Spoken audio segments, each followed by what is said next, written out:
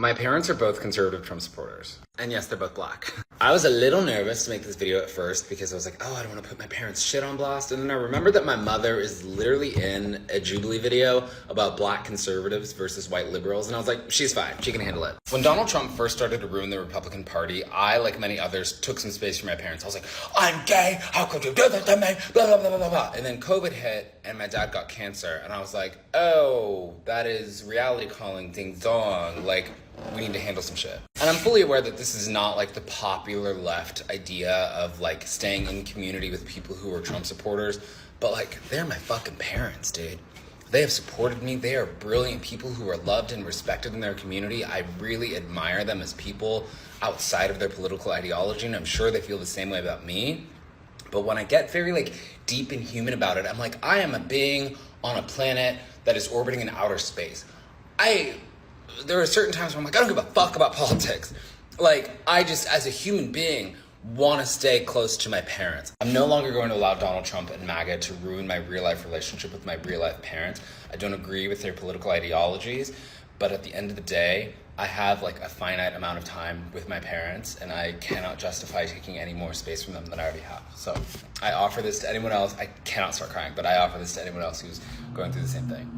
So this is for MAGA pro-life mothers.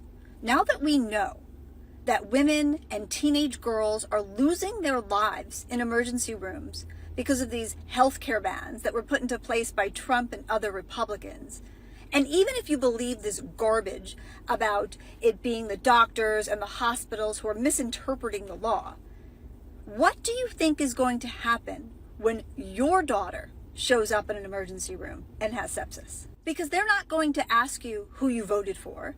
They're not going to listen to you while you're screaming for them to help your daughter about how, oh, that's not what we meant. We met some imaginary woman that we don't know, who's irresponsible, who wants to end her pregnancy. That's who we meant. We didn't mean my daughter, whose now organs are shutting down. So why don't you give that a think while you're at church this Sunday, praying for the unborn? So if you can imagine what that mother was going through in Texas when she was begging them to help her daughter who had blood running down her legs and a fever, think about where you would want to be in that position.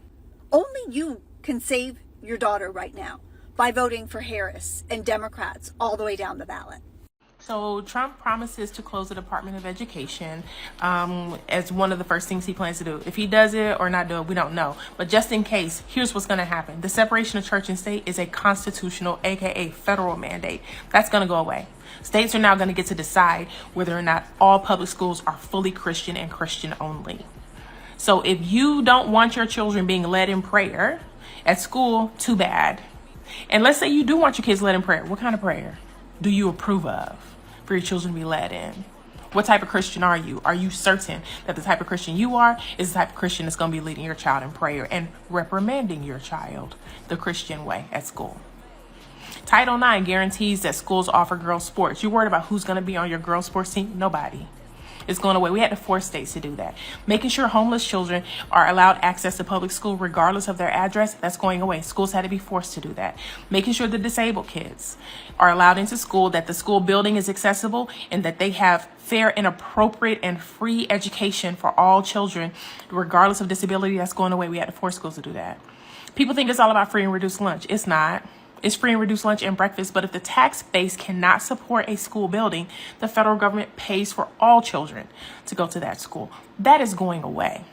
The way your teachers have to get federal background checks so that we don't have sex offenders around our children for 7 hours a day, that's going away. All of that is going away. Now it's up to the state. Do you live in a state that is not only going to maintain educational standards to set your child up to work anywhere, and do you live in a state that's going to maintain the type of standard to where your system will not be completely destabilized? No, you don't. None of us do. You know what's going to happen? The public school system is going to crumble, and all of that money is going to be left to go to who? Private schools, charters, and homeschool. That's where we're headed. It'll probably start in January. So your son, who's a star quarterback at the best public high school in Texas, I hope he's a senior. This just in, Christian nationals are now getting Trump's name on their forehead because they never read Revelation 13, because no Christians actually read their Bible. Revelation 13 says that the beast will cause all who refuse to worship his image to be unalived, and it will force all people, great and small, rich and poor, free and slave, to receive the mark on their right hand or on their forehead, so that they could not buy or sell unless they had the mark, which is the name of the beast or the number of its name. Ironically, they're also making golden statues to look like Donald Trump, and some of them, ironically or unironically, are literally worshiping the statues, but it's not a cult. Adam and Eve, not Adam and Steve. Shut up, Joe. Leah and I have already talked about your search history. We all know that you love lesbians. Whoa. Because who else is going to make them feel as stupid as they are? Who? Being a menace is life-giving, okay? It fills my soul with an eye-rolling joy rivaled by only one thing, okay? As a straight white female, I am just privileged enough to be extremely problematic. I am becoming a professional instigator. I honestly didn't know that ruining their Marmalade Messiah fanfiction would be this fun.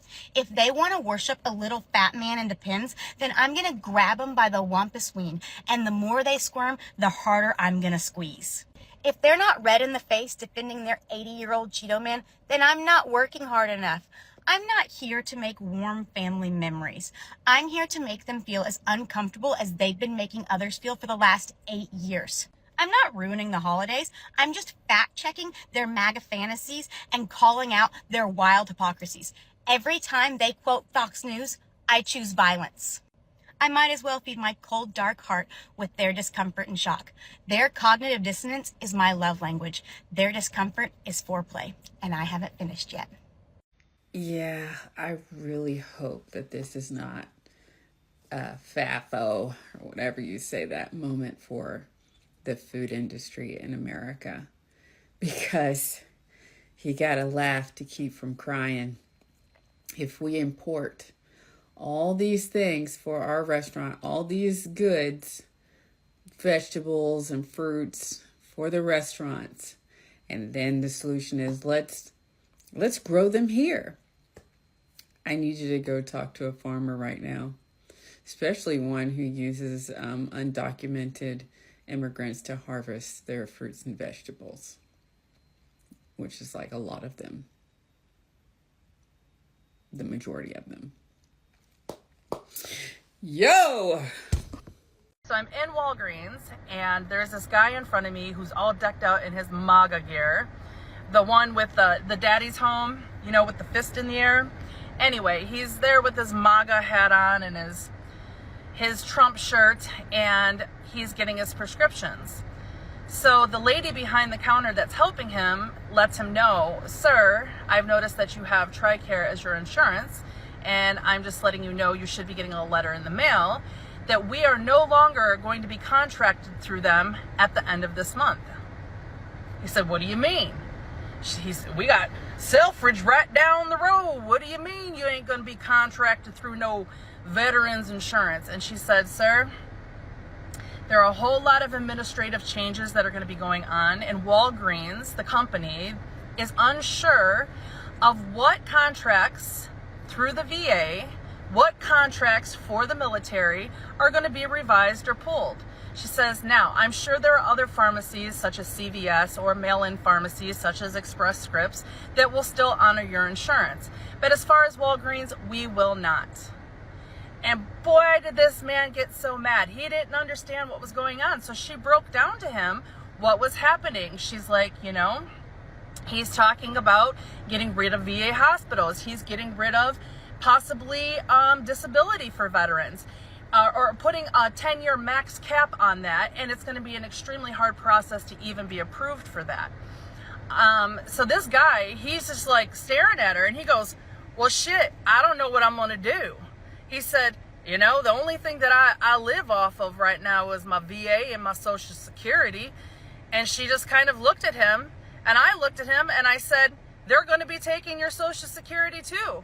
And I looked down at his shirt, and I looked back up at him. I said, from one veteran to another, Daddy doesn't give a fuck if you have your medicine or not. He really doesn't. He doesn't care that you served. He deferred his freaking draft 4 times because his feet hurt. I mean, what do you expect from the guy? Well, Republicans are supposed to be all about their military. I said, this is not about Republicans and Democrats, sir.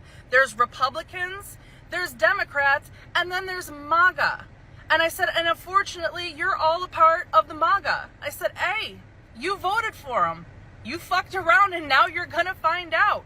And I kind of feel bad because his face was just so like this was the first time he ever heard this. This was the first time he was ever hearing that as a veteran, his benefits, his security is being threatened.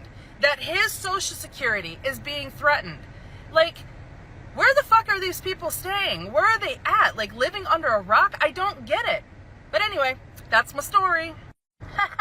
You know, at the end of the day, with all of MAGA figuratively shoving our nose in our own shit like we're dogs in order to feel superior about Trump winning the election, I actually pity this man that she's talking about.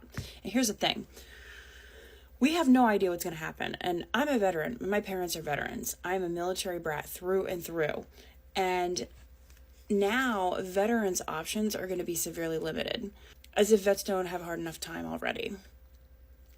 There's a lot of consequence that comes from the results of elections and the words that comes out of politicians' mouths during these elections. It kind of reminds me of this debate I was having with somebody recently who was saying, don't worry about mass deportations. That's not going to happen. He doesn't have the power to do that. It was just a ploy. It was a talking point or whatever. Well, that remains to be seen. And beyond that, he appears to be doubling down. It's going to have massive implications for our economy. And even if that never happened, which it's looking like it is, just the fact that it has been used as a part of his political strategy is going to have, and has had, demonstrable consequences in our communities. The same way that his Project 2025 initiative that he pretended to not know anything about, and everyone looked the other way, is going to have massive implications. If I've said it once, I've said it twice, and I've said it thrice. Having zero scope of what your iconic billionaire leader is proposing in his policies simply because he loathes the same groups of people that you do is the ultimate fuck around and find out karma that you are about to receive. Hey guys, I'm here with your favorite president. We're cranking out a couple mean tweets at the courthouse. Why don't you read that last one, because I think it's pretty Well, epic. I think I'm going to put it out instead of reading it, but I know my son's doing very well on social media. I'm proud of him. Stay tuned. It'll be a doozy.